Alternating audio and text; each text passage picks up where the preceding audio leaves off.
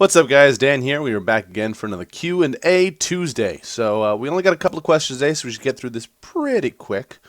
We're going to start with one from YouTube that actually came in last week from quote-unquote your name, but it got in a little late for last week's video. So the question is, Yo Dan, quick philosophical question for you. So of all the comic book heroes without any superpowers, Batman, Captain America to an extent, which has the best moral compass? Because they all fight for justice, but their definitions vary. Personally, I think Daredevil, but that's just me. Thanks, man. Well, I would say if we're counting Captain America, he'd probably win, but also I would say he's got superpowers. I mean, the super soldier serum definitely takes him beyond what a normal human being would be. Moral compass wise, that's tough. I mean, because superheroes are inherently flawed in their moral compass in some way, shape, or form. That's kind of like what makes them interesting. Like, Batman is, relatively authoritarian, not relatively, extremely authoritarian. Whereas, like, Daredevil is, I would say he's got a very good moral compass, yes, but he's also a bit Machiavellian. He's very ends justify the means kind of guy in a lot of situations. Like he tries to do right by people, and he's very compassionate in that respect. But he's also like very one line focused, blah blah blah. Clint Barton, that's the name, right? Hawkeye. Why am I second guessing myself on that? Also very good. He's got a great work ethic slash humility. Especially in the Marvel movie universe, which is pretty cool. Also, one of the things that I love about him is the fact that, like, I forget, it was in one of the comics, I think, but somebody was like, how did you get your powers of the amazing archery skills or whatever you got? And he's like, I practiced for like 4 hours every day for like 20 years, which I love. To swap over to the DC universe, their Archer, Green Arrow, obviously also very interesting character. He's got like he's got the anarchist vibe going to him, which I'm personally kind of anti-authoritarian, so I kind of align myself with Green Arrow, comic book Green Arrow, not TV show Green Arrow, who's just he's his own separate character. He's not very much like the Green Arrow in the comics. So, I realize I'm rambling now. Okay, I would have to say honestly, I would probably pick Green Arrow. That's just me personally.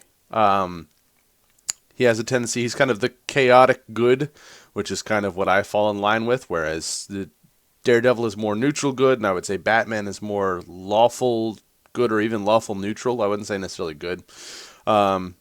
So that was what I would say if we're not counting Captain America. If we're counting Captain America, the end. All done. If we're not counting Captain America, Green Arrow. So thank you for the question. And your name. Is that really your username on YouTube? I have to see this now. Huh? Yeah. Your name. Thank you for asking the question, your name. I'm sorry I didn't get to it last week. I hope this week satisfies your question. And we're going to move on to the next pair of questions from Vincent Madden over on the forums. Question number 1. If you were to get into the gaming industry, do you have any ideas for a new IP that you would like to make, and what would it be? Well, and would it be? Would it be? Gosh, I've got a lot. Part of me is paranoid. I don't want to talk about them because I think some of them are pretty nifty, and I don't necessarily want someone to go ahead and see this video and go and make that game before I have a chance to make that game, because I do plan on going into games at some point again. But what the heck? We'll throw some out there. And if you watch my Minecraft Let's Plays, I do talk about game design in there occasionally. I haven't played Minecraft in a while, but some of my older Minecraft Let's Plays, I start talking about game design for whatever reason when I'm playing Minecraft. So, new IPs. Okay, I've got a couple. One I wanted to, and I was actually started working on this, was to build an episodic, I think, browser game, like HTML5 browser game, based on kind of a your traditional platformer, save the world kind of concept, but set in like kind of like ancient Persian kind of setting, because I feel like that's a setting that hasn't really been touched on at all. I mean, you got a little bit of it in Assassin's Creed, but that was kind of the end of the. It really wasn't, whatever. So Persian setting, alternate world, not like historical fiction, but like just an alternate world, but have the setting be kind of like ancient Persia, because there's some really cool like architecture and fashion you can draw from there and stuff like that. And just basically an ongoing episodic storyline, because I am a storyteller. I really like telling stories. So that was one thing I was thinking of doing that I almost went ahead and did, and decided I just didn't have the resources or the time to do it when I was working on it. But I did get to play around with HTML platforming engines, which was kind of fun. Might be something I'd touch on in the future, maybe even for the blog. Another IP idea I had was horror game. Sort of just an indie horror game, and the name of the game was just gonna be like Pursuit or something like that. And the idea is that you just have this monster like chasing you the entire time, but it's not revealed to you right off the bat. So like basically the whole mechanic was going to be that like you hear the monster's footsteps, and as the monster gets close to you, it moves faster. But at the very beginning of the game, like when you're going through it, like in the intro, like you don't know this, like you're just walking around in this building, forest setting, blah, blah, blah, the whole setting. And just every now and then you hear like a doom. And then you like don't hear it for a while. You hear boom.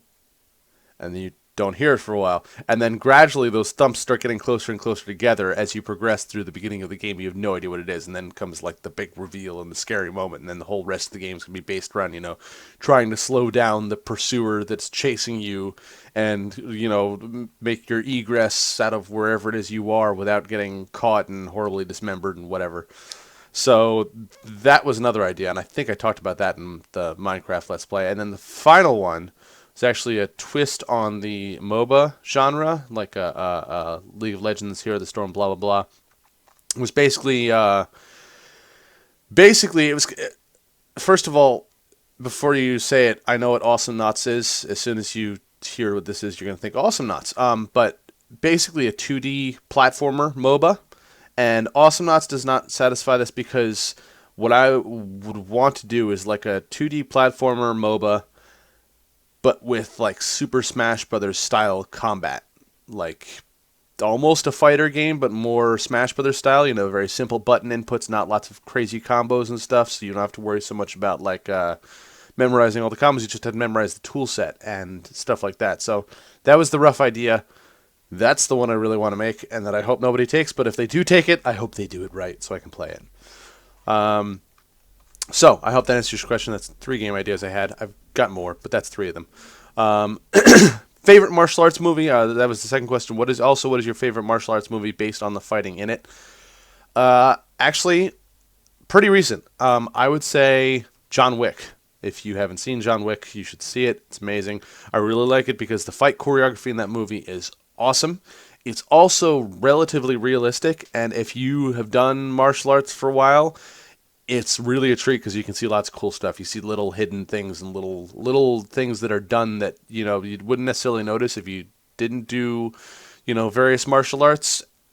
You still enjoy it if you don't know it, but if you know it, you're like, hey, let's see what you did there. So John Wick, I would say, is my favorite martial arts movie. After that would be Ong Bak.